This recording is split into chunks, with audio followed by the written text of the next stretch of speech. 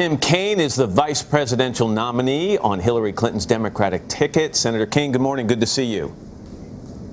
Hey, guys. Good to be with you. Thanks. I want to talk about what Donald Trump said in his speech on immigration last night in a second, but I want to start with this meeting with Mexico's president. Afterward, there were conflicting reports of whether or not they talked about who, in fact, would pay for this wall on the border. Mr. Trump said it didn't come up. The president of Mexico said, yes, it came up early in the meeting, and he told Mr. Trump that Mexico wouldn't pay. Both can't be right. Which one is trying to save face, in your opinion? Well, I think this is kind of a diplomatic amateur hour by Donald Trump. What are the odds, Matt, that he has been telling the American public for months now, we're building a wall and Mexico is going to pay for it? But then that did not come up in the meeting. I mean, I just find that kind of ridiculous. And even if he's right, if it didn't come up, what, he suddenly just choked and forgot to say that to the president of Mexico after he's been saying it every day for the last many months?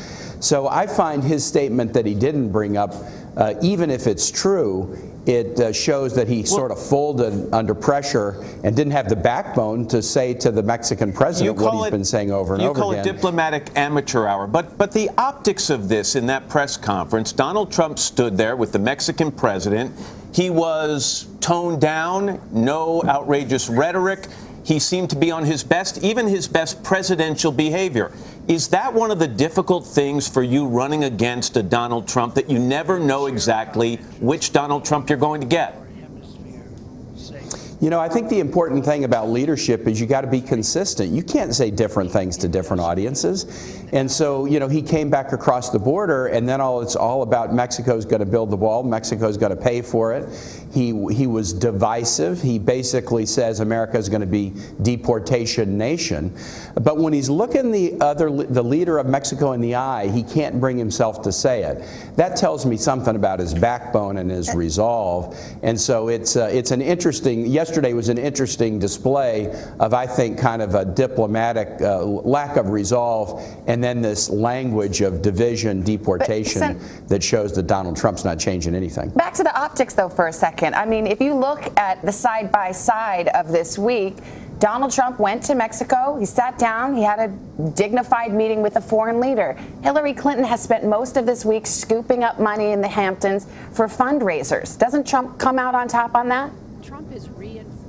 I don't think so. Again, just do the contrast. The 24 hours of yesterday, Donald Trump choked on the fundamental promise that he's making in this campaign. When he had the opportunity to talk to the foreign leader about it, by his words, he didn't bring it up. By the leader's words, yeah, no, it did come up, and I told Trump, we're not paying for your wall. So that just shows that I think kind of not ready for prime time. But then back over on this side of the border, he just doubles down on this divisive deportation nation strategy. Senator, let's talk about the state of the race, because most national polls, we're seeing some battleground polls, show a tightening race. That's the trend. And if you look into some of those polls, what you see really is it's more a matter of Hillary Clinton's favorability ratings actually going down.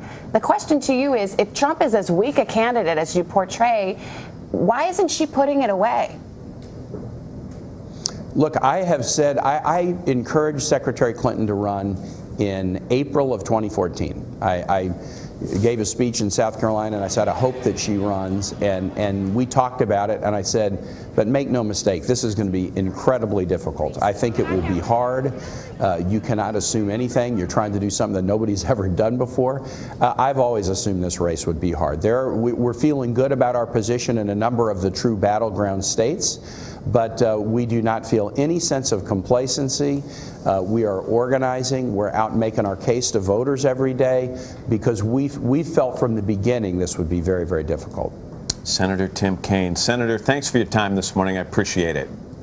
You bet. Thank you, guys. Good to be with you. Hello, Today fans. Thanks for checking out our YouTube channel. Subscribe by clicking that button down there, and click on any of the videos over here to watch the latest interviews, show highlights, and digital exclusives.